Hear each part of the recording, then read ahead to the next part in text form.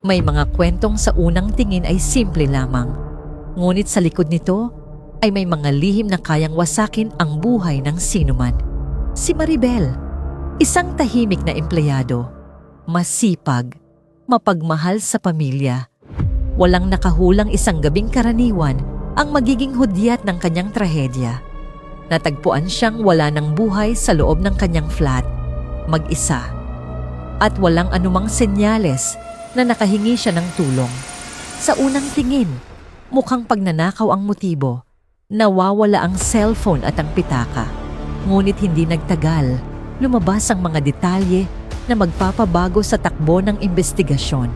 Sa CCTV ng gusali, makikita si Ricky Bulaong, isang gwardiya, at ang lalaking matagal na palang may lihim na relasyon kay Maribel. Pumasok siya sa flat bandang 9:00 ng gabi, isang araw bago matagpuan ang bangkay. Kinabukasan, lumabas siyang mag-isa, mabilis ang lakad, at hindi na muling bumalik. Sa forensic report, natagpuan ang fingerprints ni Ricky sa doorknob at sa ilang gamit sa loob. Mas lalo pang lumalim ang kaso nang tumugma ang DNA mula sa mga kuko ni Maribel. Patunay ng paglalaban noong gabing iyon. Mga kapitbahay ang nagsabing may narinig silang pagtatalo bago ang insidente. Nang makakalap ang sapat na ebidensya, agad siyang dinakip sa mismong duty post niya. Nagulat ang mga kasamahan niya. Para sa kanila, isang tahimik at magalang na gwardya ay imposibleng sangkot sa ganitong krimen. Sa simula, mariin niyang itinanggi ang paratang. Sinabi niyang 1 linggo na siyang hindi dumadalaw kay Maribel. Wala raw siyang alam sa nangyari. Pero nang ilatag ng pulisya ang CCTV, ang fingerprints, ang DNA, at ang testimonya ng mga saksi, unti-unting bumagsak ang kanyang depensa. Habang nakaupo sa harap ng mga investigador, unti-unting nagbago ang kanyang tindig.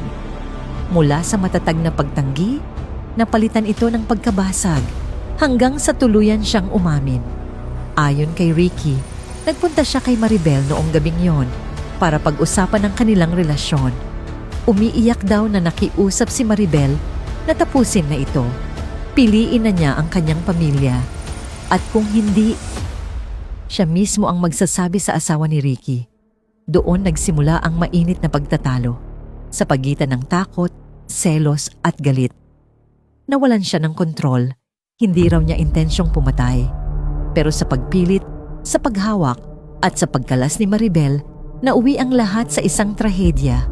Nang makita niyang duguan at hindi na gumagalaw ang babae, nataranta siya.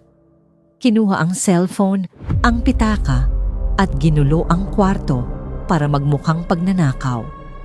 Umalis siya na parang walang nangyari. Umaasang hindi siya mahuhuli, ngunit nagkamali siya. Sa korte, iniharap ang lahat ng ebidensya at hindi na niya maituwid ang nagawa. Hinatulan siya ng pagkakabilanggo sa kasong homicide at obstruction. Para sa pamilya ni Maribel, hindi na maibabalik ang buhay ng kanilang anak. Ngunit kahit paano, nakuha nila ang hustisya na matagal nilang hinihintay. Ang kwentong ito ay paalala na ang mga lihim ay may hangganan.